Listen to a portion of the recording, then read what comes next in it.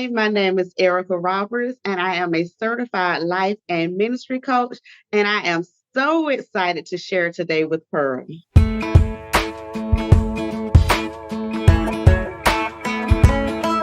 Hello, sunshine, good to see you again. Had to walk out to let you back in. Stuck in a storm of a relationship. Lost my fire. Oh, and I forgot about me for way too long. But it's rolled on. Now there ain't no shade around here. Won't you leave the clouds you're under? Ain't it funny how there ain't no rain or clean? Why'd it take so long to leave you in the rearview mirror? Now nobody gonna steal my sunshine or turn my blue sky gray. All I know is at the end of the day, wildflowers grow when there ain't no shade. Hi, everybody. This is Pearl Sharenza with Women Successful Living, and we're so excited to have you here today as we become self-care sheroes on another episode of Conversations with Pearl. And today I am so excited. I met our next guest through a summit that I'll be speaking on January 7th. So it'll probably be before you guys hear this, but I met Coach Erica Roberts there, and she is a woman who's doing the work. She's a certified ministry and life coach who is purposed to building kingdom families. Coach Erica has completed the Prepare Enrich Certification, where she coaches dating couples, engaged couples, and married couples who are working to restore their marriage. And you know, we all know that during our relationships, there's always room for improvement. And so that's what she's doing. And she is also the founder of His Image Coaching, where she is a certified and qualified to help you do the work. She's going to put you to work if you're listening. She's anointed, intercessor, and a loyal servant. She's a believer and a faith warrior. Erica is married and to the love of her life for over 30 years. Yay. She's a loving mother of 7, 6 sons. Oh my gosh. 1 daughter and a grandmother to 6. And I can't wait to hear what it's like to be a grandmother. She's also an author, a blogger, an empowerment speaker, and your ride or live friend. She's certified, but God is always glorified in everything she does. And so, Erica, I'm so excited to have you on the show today. Welcome. Thank you for having me. I'm so excited, Yay, it's so awesome. All right, so wait a minute. So I know I've gotten to know you a little bit, so our listeners are going to have to walk through this, but we met through, we're going to be talking on this Kingdom Summit on January 7th, but I remember when I first met you, and you know, there's not very many of us that have been married over 30 years, right? Or 20, you know, marriage these days, it's a really long, you know, it's, I don't know, I think it's different than when I grew up. You know, not too many people, if things go wrong, they're like, I check out quickly, right? And you and I both know in talking, it's a lot of work. And I love your story. So would like to go back to when you were little and a little bit about, tell the listeners about growing up and what you asked God for to bring you in your life. Okay, a lot of people think it's funny, but I can remember I wanted to be married since I was 5 years old. I remember sitting on the front porch, really didn't know who God was, but I was just having a conversation. And I told God that I wanted my own husband. I wanted someone to love me, my own family. I wanted a house. I remember just like it's today saying it. I wanted a house, white picket fence. I wanted 2 cars, matching cars. And I just wanted somebody to love me at the age of 5. And you know what's so powerful when I remember hearing that, I'm like, wow, at the age of 5, Erica knew she was learning already so young about manifestation, about, you know, believing in what we're due to receive. That's already planned for us. I mean, my listeners know, and they've heard me say before that, you know, we come into this world, God's already got the plan. He's already set out our life for us. We just have to listen. And if you're not listening, you're cheating yourself, but you're also cheating me and those around you to receive your gifts you have. And so at 5 years old, Erica, what was going on in your life that you sat and said, this is what I want? Well, a lot of people know my mother had me at the age of 14. So I was pretty much raised by my grandmother, which is her mother. And for my whole childhood, my mom was on drugs. And I used to watch her mess around with all of my friends' fathers. We lived on this circle, on this dirt road was a dead end. And I used to see them come pick her up, drop her off. And during the holiday times, I was like, she was always sad. And I was like, and I asked my grandma, I said, Mom is always sad. But I came to the realization she didn't have a husband, she didn't have a man. And all of those men that she was going with, they had families that they had to spend their times with during the holiday times. And so I was like, I don't want that. And it's funny now, but like you say, when we're born into this world, everything that we need is already inside of us. And to know and to hear God's voice at a such young age, that's, when you have to tap into your purpose. And I was like, even back then, God was telling me to speak the things that I want. It's a lot of times we think on it, but when we speak it and put it out into the atmosphere, the attraction will attach to us. So making that decree at the age of 5 and knowing that what I saw was not purposeful. And so when I met my husband at 17, I was going to see a friend and I met him, and it was just like God said, that will be your husband. I'm like, at 17, God, you telling me I'm going to be a wife? But to look back over, our paths was meant to cross. And it was just because my grandmother, of course, had been married, but she had been separated from her husband for 19 years. That's not marriage. That's not relationship.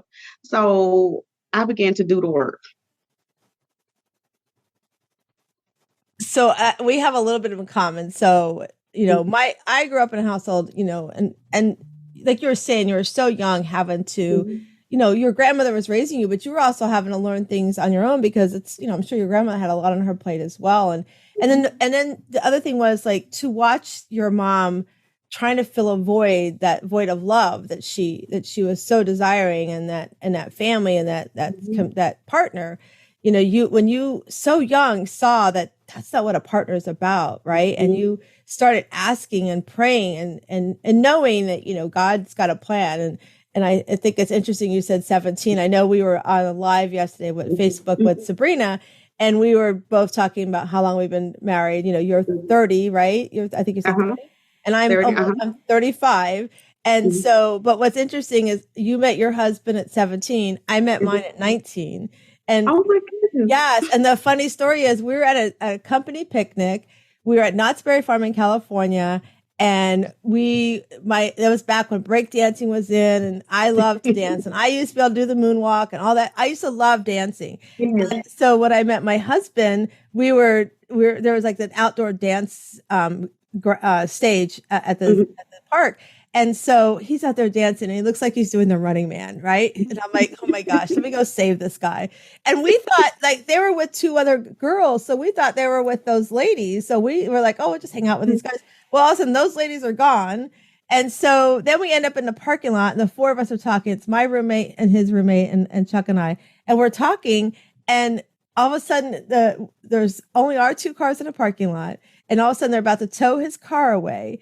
And I'm like, he goes, I gotta go. I'm like, okay, see you later. I was like, nice to meet you, And so we're walking to the car, and my girlfriend said, who was my roommate at the time too, she's like, you're gonna marry him. I'm like, are you kidding me, Marilyn? I'm like, he doesn't have my number. I just met him. She goes, I'm telling you, you're gonna marry him. He has our number. I gave his roommate our number. I'm like, oh my gosh.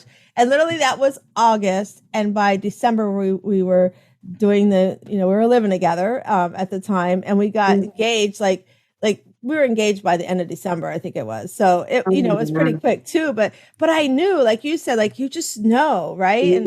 And people ask me, and I'm sure you get asked this question. I'd love to hear what you think. How do you do it? How do you make it last so long? Like what's so different? What makes it? I'm struggling in my marriage. And so for the listeners, like I know for me, it's been communication. It's been respect. It's been understanding that we each have dreams and goals that may be separate from each other, but together, when we're strong together, we can both achieve what our dreams and goals are.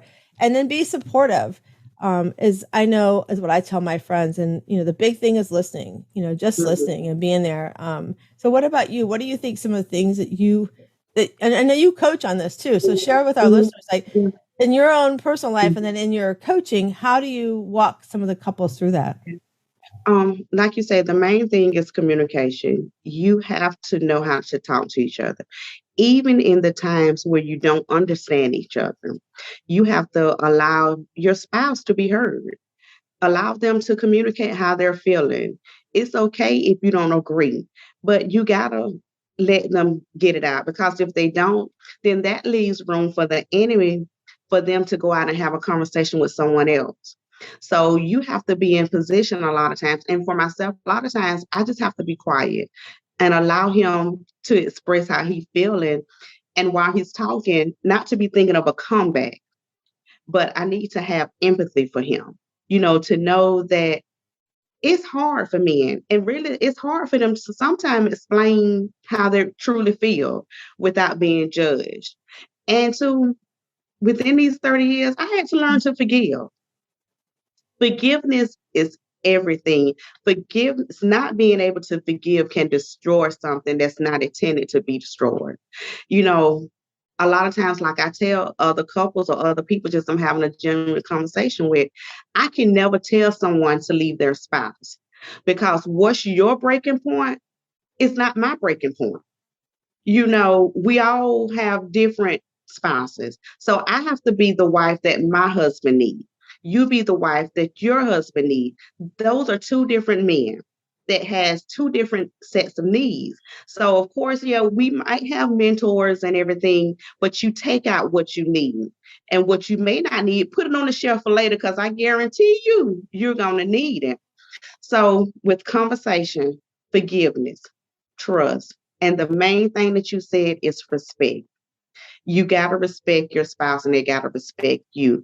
Because if an individual do not have respect, then that's when the depression can come in. That's when the self-doubt can come in. That's when, you break down and you don't communicate. So if I say my spouse is my best friend, then I got to be his best friend or her best friend. We take that, best friend or that spouse, we don't take those vows. And that's why, I teach about going back to the foundation. First of all, before you love someone else, you have to love yourself. In order to give love, you got to know how to receive love. And that starts by with your first love should always be God, the creator. If you have a complete relationship with the creator, then you can be in position to give to your spouse and to your family. You just got to go back communication, forgiveness, trust, and respect. If you have those right there, and no, we're not going to do it all the time, it's not going to be perfect, but with anything you do, it takes work. Sometimes we reevaluate our relationships. We make a list. I'm like, okay, here go you a sheet of paper, here go me a sheet of paper. And I've seen this on a Tyler Perry movie. You write down the good on one side, you write down the bad on one side, and we have a conversation. And it's not always at home. Sometimes we go to dinner, because guess what? You ain't going to leave me in the restaurant. You're not going to get loud on me. So if you go sometime in a public place and have a conversation, that way there is some boundaries that you shouldn't cross in a public setting. And you just lay it all out. And instead of thinking of a comeback, you sit there and you actively listen. I love that too, but you said actively listen, because I think that's something a lot of marriages lack, because they don't listen. Mm-hmm. It's not that I don't love you. Mm-hmm. I just don't like what you're doing right now, right? Or mm-hmm. I don't like this that's happening, and I was sharing yesterday in the live where Chuck and I are always big about, it may not even be the right time to have that mm-hmm. conversation. So mm-hmm. talking about, are you open to receiving how I'm feeling right now, or something I want to mm-hmm. speak to you about, right? And so it's really, it's important to have that, like you said too, that the right timing, because, if somebody mm-hmm. comes home and they're having a bad day, it's not always the right timing to be like, I need to talk to you about, this is bothering mm-hmm. me, or a big mm-hmm. decision even that has to be made, right? And so mm-hmm. I love too that you said, like, find a public place, because then mm-hmm. it kind of, like you said, sets the boundaries as well. Mm-hmm. And, I remember my son, Matthew, who used to always talk about, he would see me go out with my friends, And he would say to my husband, I don't understand how you let mom go out. And I'm like, wait a minute. Let's start an early lesson for you right now. Dad is not letting me do something. I don't need permission to do something. He has trust in me that I'm going to go out and do the right thing, you know? And I shared with him that early on in our marriage, I was working at a collection agency, and it was tough work. I mean, it was not fun work at all. And usually on Fridays we'd go out, maybe, for happy hour or something. We might have a drink or two.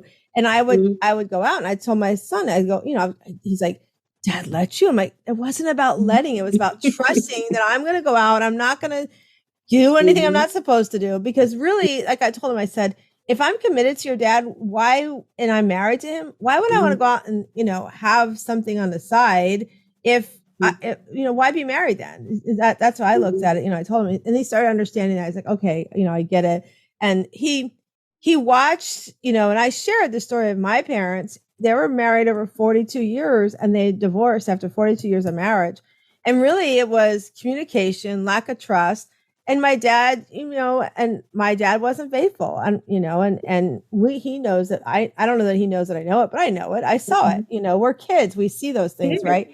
And my example of communication was growing up where if my parents got an argument, they didn't talk for 2 weeks. Like they had no communication, and all of a sudden everything was hunky-dory fine. And you're like going, well, how'd that happen? Right. There was no example of that communication, So I love that you share that too, because communication, the trust, is so, so important. And so when you're working with couples and you see that they struggle with that, let me ask you this. When you work with couples, what is the biggest thing that you come across? If you were to say your top 3 things that you see couples struggle with, what would you say those are? Finances, sex, and communication. Yeah. Yeah, I was thinking you might say that. So when it comes to finances, I think, I don't know, back when I got married, we shared, we have shared checking accounts and everything. But now it's like I have so many friends like, he doesn't know my money. I'm like, why? Then why? Because to me, like even with when I coach with my moms, I tell them, they'll say, I'm a stay-at-home. I'm like, no. You are not a stay-at-home mom. You are a CEO mom because you're running a business of a house. You're not sitting around eating bonbons all day and just in the bathtub. You're doing laundry. You're getting the kids around. You're making sure, hopefully you're part of the finance decisions. There's all those things that you're doing that is like running a business. And so I get confused when I hear about, couples saying, well, we have separate bank accounts. I'm like, well, you're a business. You're a joint business. It's a joint business venture. I never understand that. So have you had any thought on that? And what are you see couples struggle with that?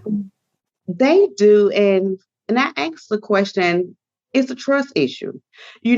Why don't you trust your spouse enough to handle the finances? And of course, both of you may not be strong at doing it. So you will have a joint account, and whoever is the strongest in the finances will be the one to keep up with the balances. But then again, that's a place where you got to have a conversation. Before going into marriage, you should make these decisions, of not what of our roles are, but what are your expectations? What do you expect from me, and what do I expect from you? Because like my husband, even when we was dating, for some reason, he was like, here go my paycheck, go deposit my check. And I'm looking like, this boy is crazy because he really don't know me. But he said, Erica, he said, I trust you. I trust you to do what's right for the family. So therefore, I'm over the finances. He makes the money, he put it in. He don't care what's in there, but I still share with him to let him know what's going on because he's the head of the household. And if anything should happen to me, he would know what to do. He won't be looking so dumbfounded. But like I tell couples, you need to have a conversation. What is the expectations of each person that's going to benefit your household? Not saying that I don't trust him with it's not my money, it's not his money, it's our money because it's for the family. And so, when you have those decisions about, because money can destroy any relationship, whether it's not having enough or you have more than enough and you don't know what to do with it. Because sometimes when we have more than enough, we blow money. So if you don't know how to budget, you couples, I tell them, how do you budget? How do you plan what you're going to do? What is your 2-year goal? Don't give me a 5-year goal because you're trying to think too much. We'll start off with 1 year. Then their homework assignment is come back with a 2-year plan. I don't care if you break it up every 3 months, you break it up every 6 months, but sit down. That calls for you to have a conversation. Then, a lot of families, because I work full time, I'm a financial service officer. I've been in banking for the last 5 years, and I noticed people don't have the simple things as a beneficiary on their accounts. So if someone passes away, then your family has to go to probate court, try to get those funds. And then most people, 8 out of 10, don't even do that. They just be whatever. So guess what? At the end of the year, we have to give that money to the government. And it's the simple thing is, who's going to be your beneficiary? Do you have a living will? Do you have a will? These are the things that couples need to have a conversation about. A lot of times, these day and time, what I'm noticing, the only thing people's thinking about is a prenup. They're being selfish. So when you come into a relationship, you got to take the selfishness out of it. It's no longer I, but it's we. Conversation, goals. That's what every couple I tell, that's what we need to start out about. Before you even thinking about walking down that aisle. Because sometimes it's not beneficial for you to spend all that money on a wedding. You might just want to go to the justice of the peace or the courthouse, have your nice little courthouse wedding or reception, and plan to buy your home. I love that. I'm glad. I'm so excited you shared that too about the prenup too. That always blows. And I understand in certain situations you need to have it, right? There are situations you need to have it. But it's just like you said, the selfishness of part of that too. And then, when Chuck and I got married, we're Catholic, and we had to do, I forget what they called it now. I'm completely drawing a blank, but it was like pre-marriage, sessions. And we actually went, for a weekend away. And, they had you talk about the women were on one side of the house and the men were on the other side. And every day we had to work on different things, and they would bring up subjects we had to go out and talk about. And one of the subjects was like finances and family, right? Yeah. How many kids do you want to have? And Chuck and I always joke about it. He's like, oh, I want to have 12 kids. And I was like, okay, well, I'll have 2. You can have the rest. We'll make money, right? I just kind of joked about it. But people walked out of that weekend not getting married because they realized, oh, he doesn't want a family, or finance, that situation. And I think that those are conversations that I feel a lot of couples are not having before they get married, because they're either afraid to have it, or they don't know to have it, and I think it's great that somebody like you can help coach couples through that, to be like, here's a guidance, let me guide you through this, and not, you're not giving them the answers, you're helping them find the answers and helping them learn to communicate, which I think is really powerful that you do. And so when you got married, how old were you again when you got married? I was 20. I got married at 22. Okay. So, and that back then at 22, did you do any kind of coaching or like pre-coaching stuff before you got married? Yeah. I didn't have all of that. It was actually until we joined the ministry that we're in. And actually that's how we joined the ministry we was in. They was having a marriage enrichment on a Monday night. And the pastors were so transparent and so honest about relationships.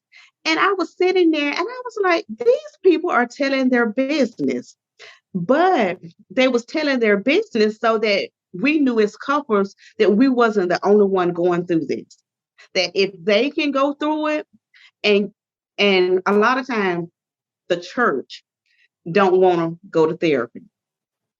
They think church is therapy. No, you got to go outside the walls and you go to a therapist.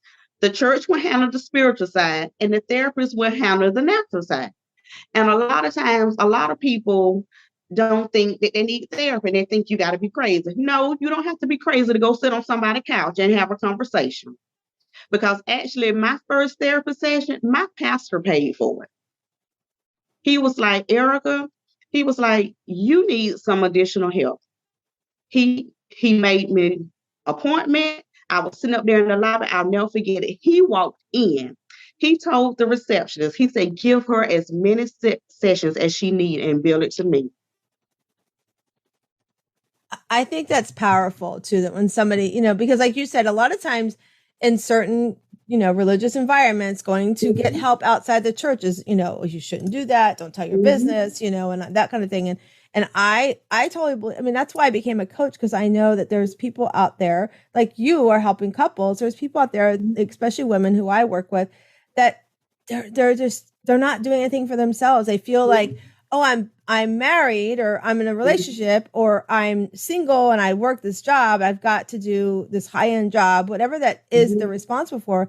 They feel like they have to, if they don't do it right, then everything's going to fall. They look like a failure, and they do nothing for themselves. Like that cape they don't put on first. And I'm really big about put your cape on first, because, people call it filling your cup, but whatever you want to call it, you need to take care of yourself. And if you can't, if you are not able to do so, or you feel overwhelmed, getting help is okay. I love watching my women thrive. I love watching my women learn to communicate with their spouse, their jobs, their relationships, to say, listen, I need to do this for me because I'm feeling like I'm falling into an ocean and I can't get up.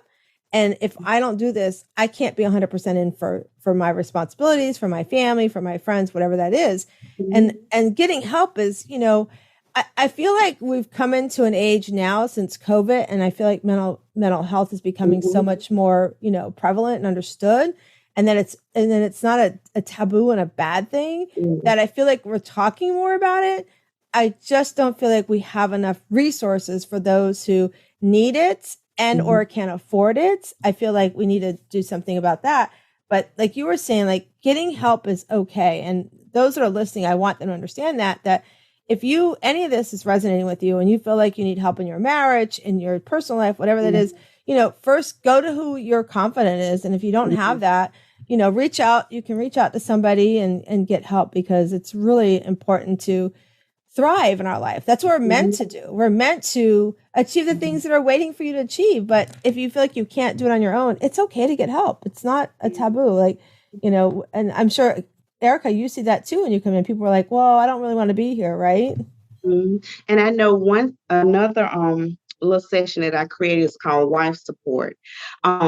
It's a space where we come together as wives. It's not a venting session, but it's where, we come and I will create topics for us to talk about. Because like you say, we put on that cape. We got so much on our plate, and that if we just feel sometimes if we don't complete it, that we're a failure. No, we're not failures. Because first of all, self-help and self-love is important.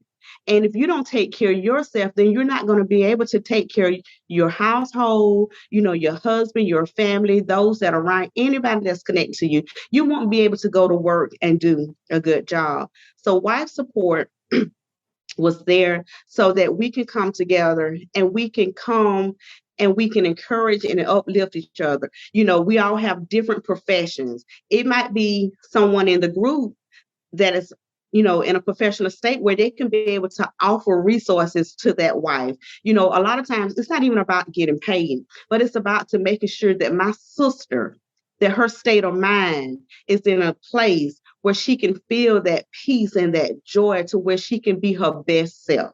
We need to be our best selves so that we can help create kingdom families.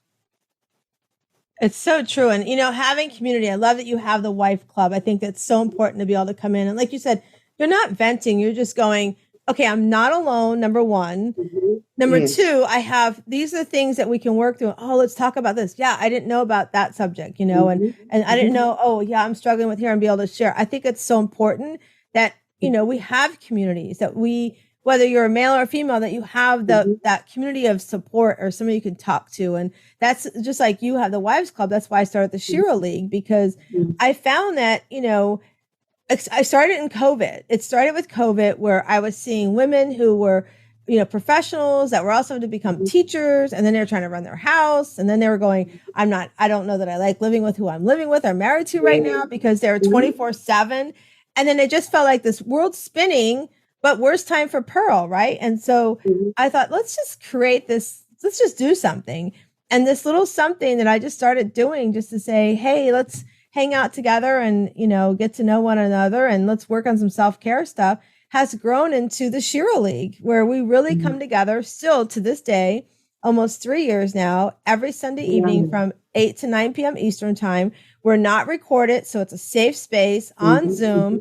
And we show up in our PJs, makeup or no makeup, whatever you want to do. And it's just about supporting each other in joy and challenges. We have guest speakers that come in to talk about different things like gratitude, smiling from the inside out, just really great subjects. And then we have meditation once a month with my good friend Sharon. And so it's really powerful to have that circle and that community and to find that one that serves you, because, I've recently backed out of some community of women that's like, that doesn't serve me. It's cliquey and I don't want to be cliquey. I did that in high school. I'm not doing that. So, finding your community. I just love that you do. You still do the Wives Club?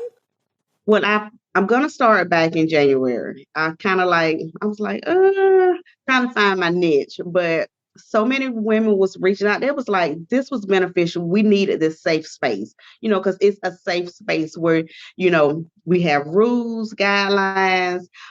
If anything that we discuss is heard outside of this meeting, they could be held liable for that, because this is a safe space for us to come and so to say, we can pull our wigs off and we can have a conversation.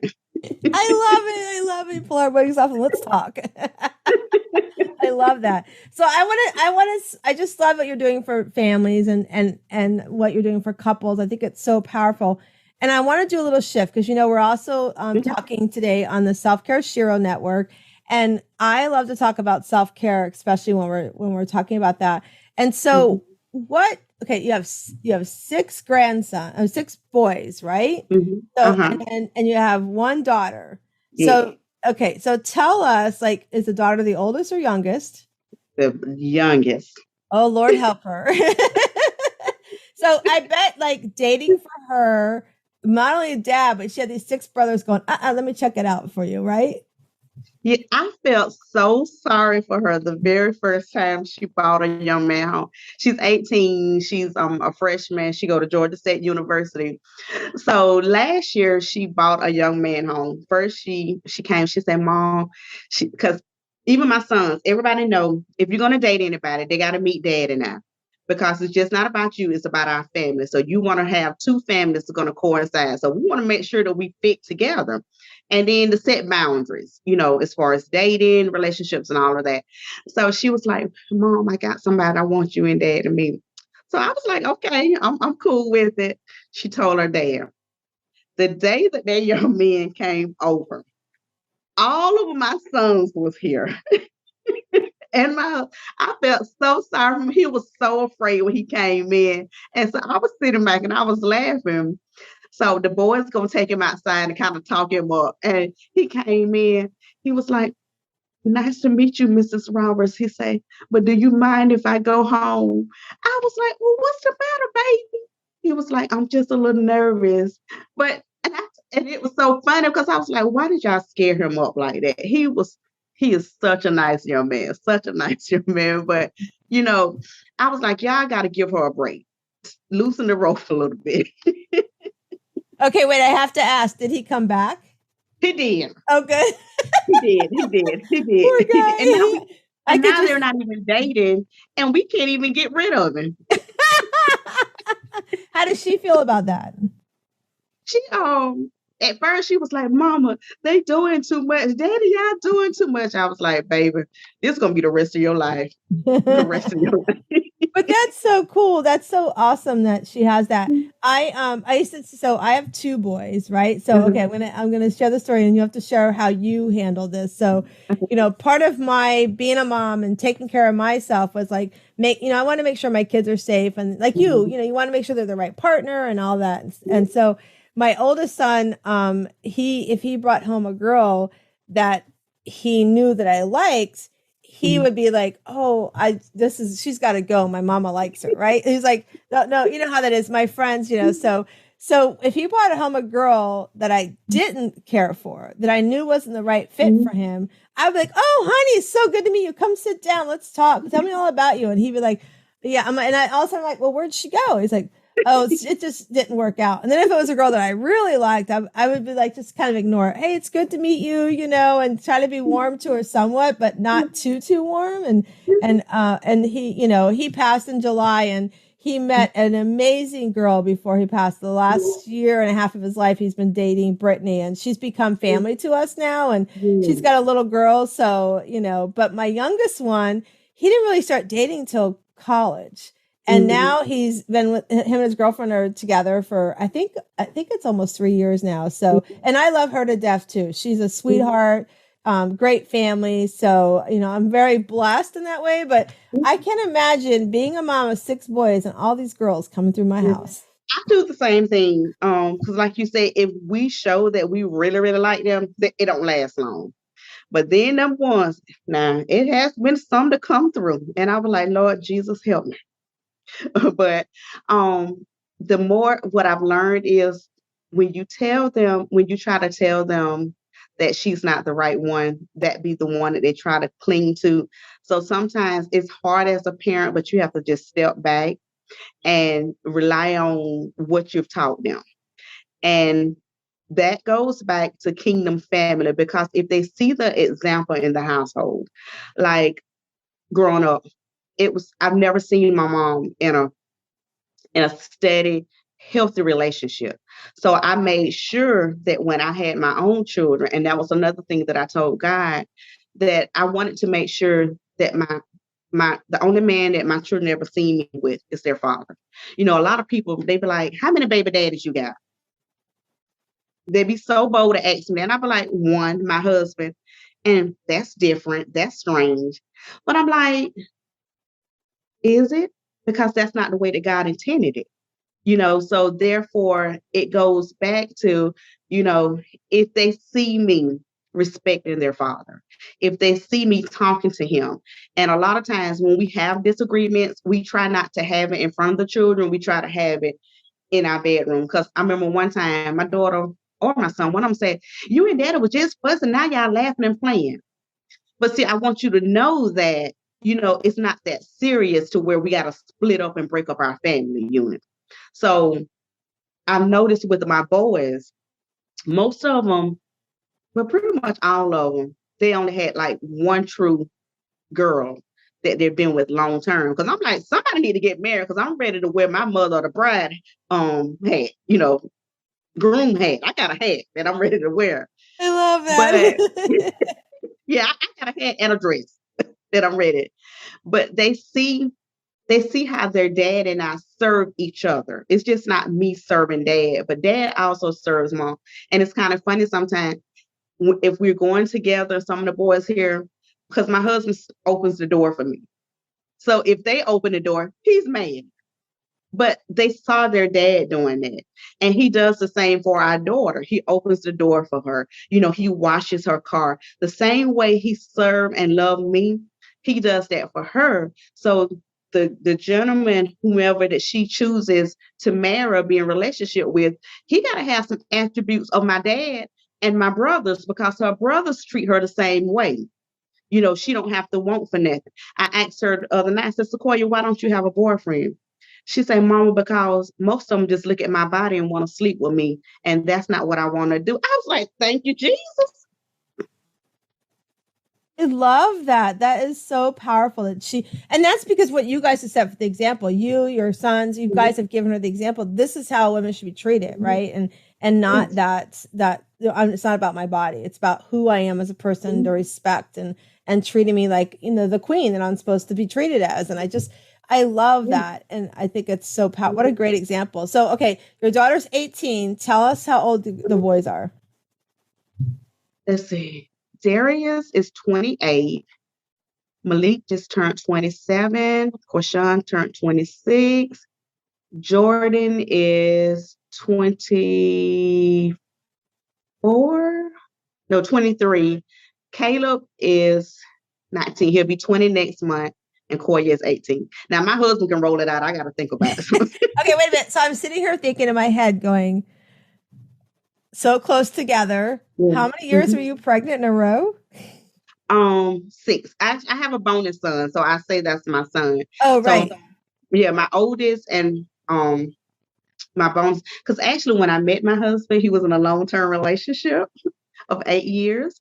Then I came along, and he decided that he was going to go on a different route, and we ended up getting married. That's So amazing. Everybody's story is so cool. And so I love that the boys, like, that's just so, are they all living near you? Are they spread apart? yeah, a couple of moved to Atlanta, but they're back home. I mean, they wanted to be close to family, and that's how I want because I'm not close to my family like that. So I made sure and I told them, you can have a friend, but there's nothing like your brother or your sister. So I wanted them to be close. Right. And thank God that they are close, because Yeah, I didn't have that. it's so true. I mean, it's good. And my husband, he's had a lot of loss in his life. He lost his biological dad the day before he was born. And then his stepdad raised him and, treated him like a son. That was his dad. And Yes. he lost his biological brother at 12 years old from a bleeding ulcer. So my mother-in-law's had a lot of loss as well. And Mhm. he's got my sister-in-law Amy is here. So it's just him and his sister now. And then we lost our son Matthew, in July. So I watch him be so strong. But the whole thing was like, we told our boys early on, you two are all you have. So, Mhm. you're not going to have, this is who you have. And I'm glad he had that conversation. And like last year we had a really good Christmas where he talked to the boys about, we always helped you buy the gifts. You guys are old enough now to buy gifts for each other. And last year they did that. I'm glad they had that as well. And Yeah. so, yeah, it's so powerful that it's great, good that they understand that's who they have. At the end of the day, we Mhm. have us and God, right? And then it's our Mhm. family. And that's Mhm. so powerful. And I love when moms like you share that with our kids because they need to understand they just have each other. Yeah. It's just 'Cause so even powerful. one of my friends, like I'm still old school. I fix my husband plate, take it to him, or I sit it on the dish. And I was listening. It was one holiday. One of my sons, he told his girlfriend, he was like, "See how my mama do it? My mama fix my daddy plate. My mama do this and do all that." And I'm sitting back and I'm looking, and I'm like, he's looking for somebody to be like his mama. Yeah.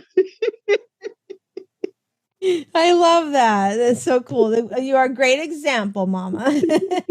So let's talk about growing up. Six boys, a daughter. Like, where does Coach Erica get time for self care for herself? I mean, great mom, great wife, but Coach Erica knows she has to do something for herself too. So, how did you do that with all raising amazing children? Um, while they were small, um, and I can truly say, I can give my husband credit. He is a great support. He always made sure, Erica, take time for yourself. Whatever I want to do, whatever. He was like my biggest cheerleader.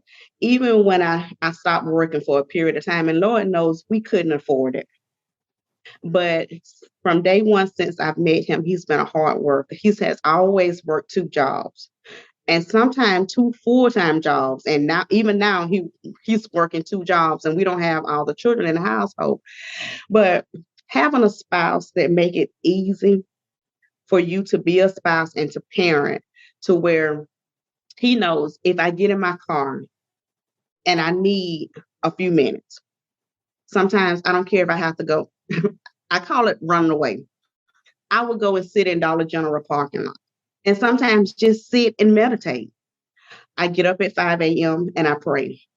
And sometimes it don't be a long drawn out prayer. Be like, "Good morning, God. Good morning, Jesus. Good morning, Holy Spirit. Thank you, Lord, for waking me up." Sometimes that's all I have time for. But he allows me to have my me time. I don't have a whole bunch of friends that I hang around. Matter of fact, I don't even have friends I can count on one hand that I go out and spend time with. But I go out. I don't like to eat alone. So I might go through the drive through, pick up something. And for me, I meditate. I meditate a lot because I have to be in position to where part of my purpose is I have to hear God's voice. And I used to feel as though, God, why am I so isolated? Why am I so separated? Why do I feel like I'm so alone? But when I got to the place to know that I'm never alone, And that's a part of my calling, because I have to be in position to where when God tells me to speak to my friend or to my sister, it can't be that, but first of all, I know Erica just talking, because she ain't in a relationship with the Lord, but they know that I spend time with God. Um, I go shopping.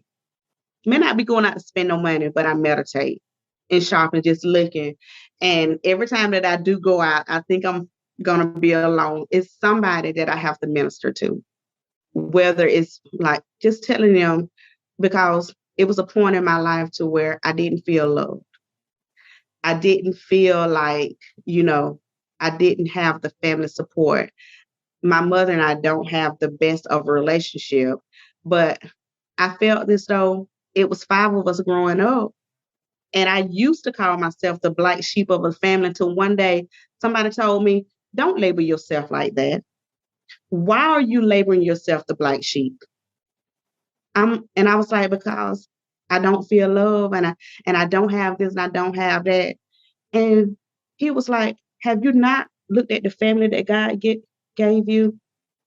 Have you not realized that you're healthy and that you're in your right mind?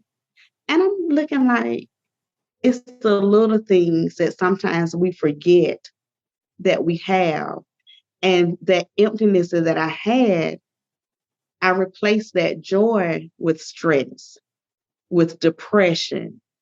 But then when I started to look around and to look how blessed I truly am, I'm like, okay, that void that I was trying to fill was a place that God needed to fill. I love, you shared so much there. I love that you said I have to, that you have a supporting husband. Let's start there. I'm very blessed, and not everybody has that, right? Not everybody has a supporting husband, and if you're single, not even that support maybe at home, right? And so then recognizing that I need to, if I can't get my safe space or my time for myself at home, where can I go put my cape on, right? Whether it's just going and sitting in a dollar parking lot. I love that you were doing that and you were meditating. That's, hey, it doesn't matter where you're meditating, you're doing something for yourself, right? I think that's so powerful. And then I love that somebody said, don't label yourself. We put labels on ourselves often, and, no, you're not a black sheep of the family. You have a loving family around you.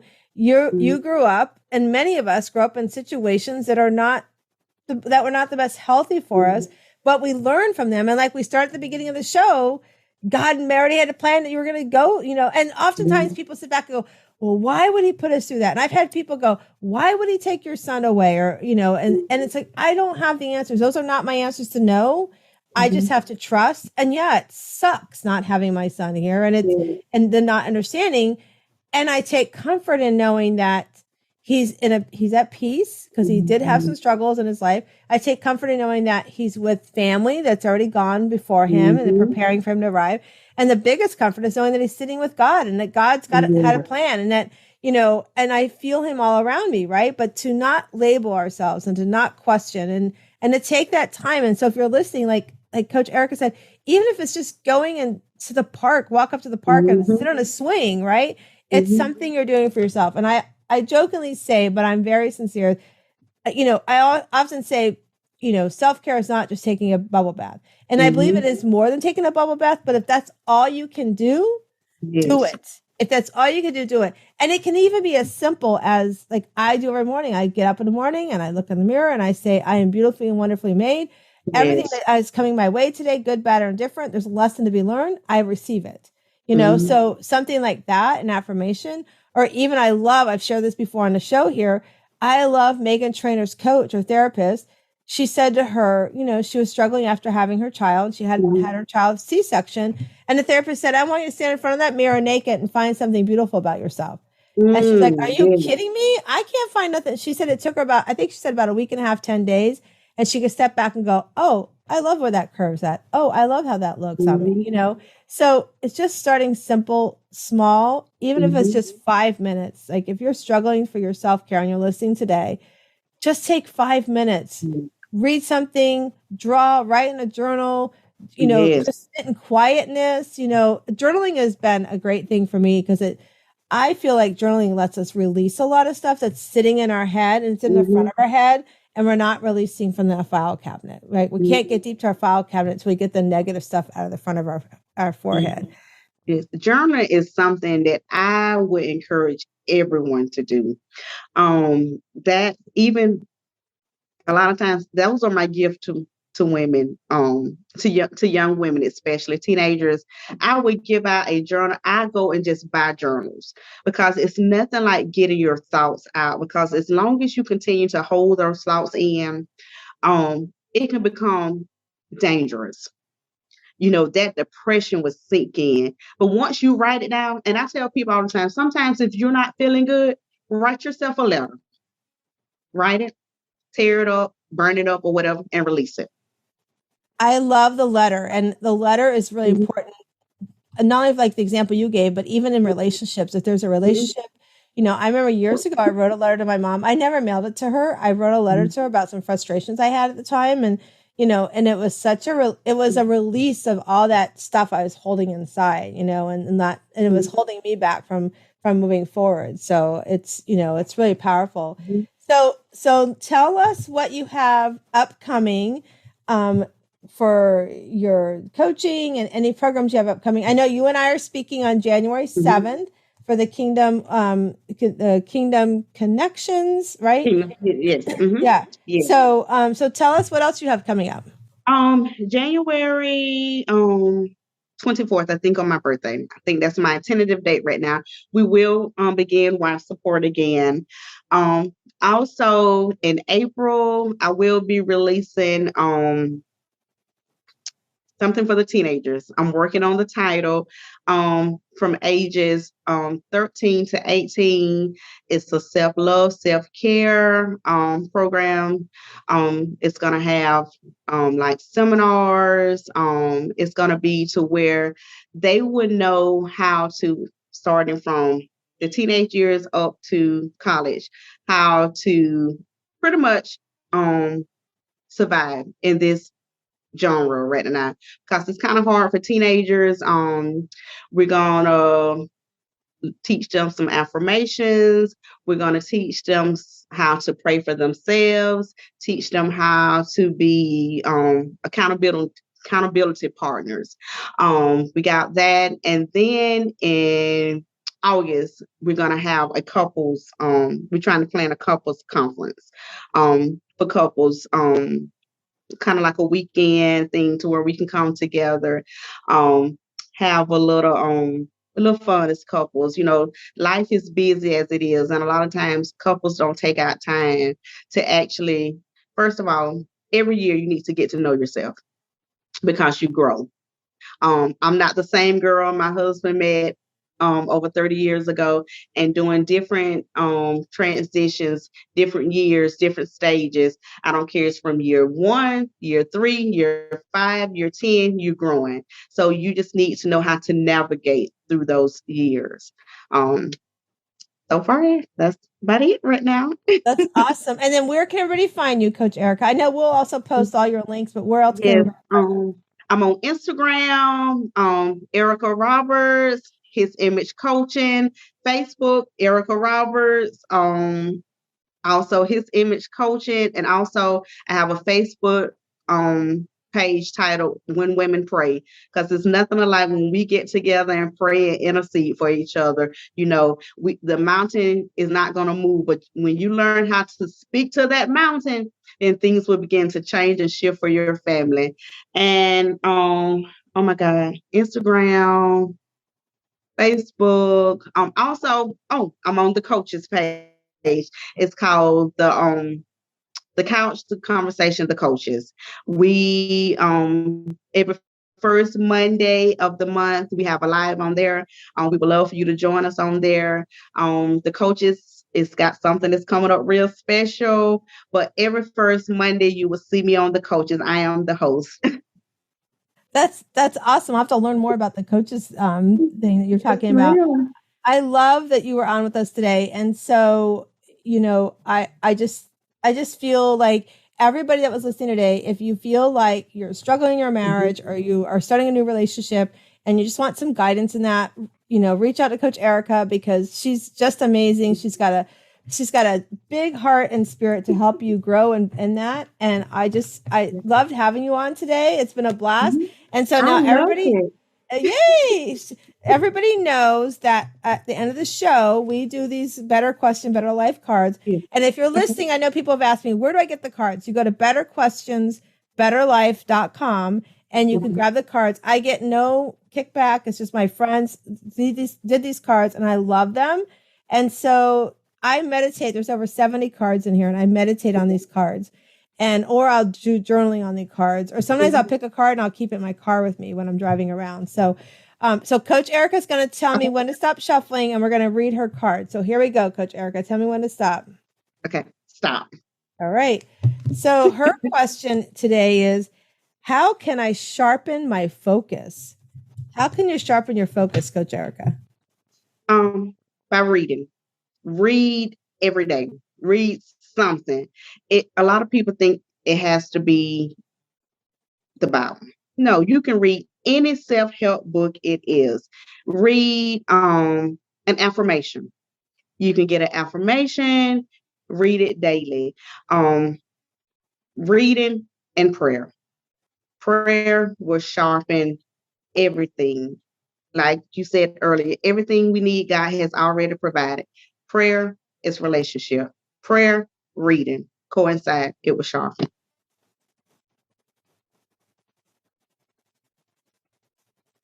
I was trying to hit the button. I love that. Okay. So prayer and reading. I love reading great books. And I just found a new journal that we're trying out in our Shiro community. I'm excited to see how we all do with it. It's a 6-week journal. I'm focusing on one thing. So I'm so excited for that. So thanks again, Coach Erica, for being here. And I loved having you. And I want to remind everybody that the Shiro League, we meet every Sunday evening from 8 to 9 p.m. Eastern time. It's totally free to come for a one-time visit and check us out. Come see these amazing ladies.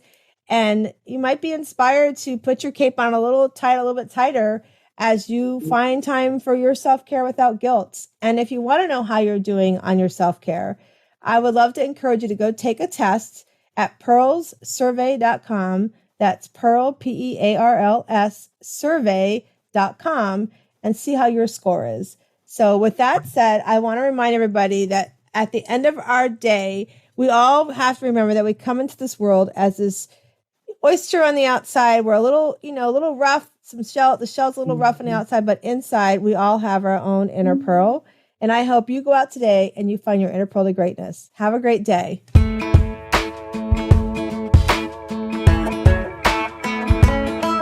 Hello, sunshine, good to see you again.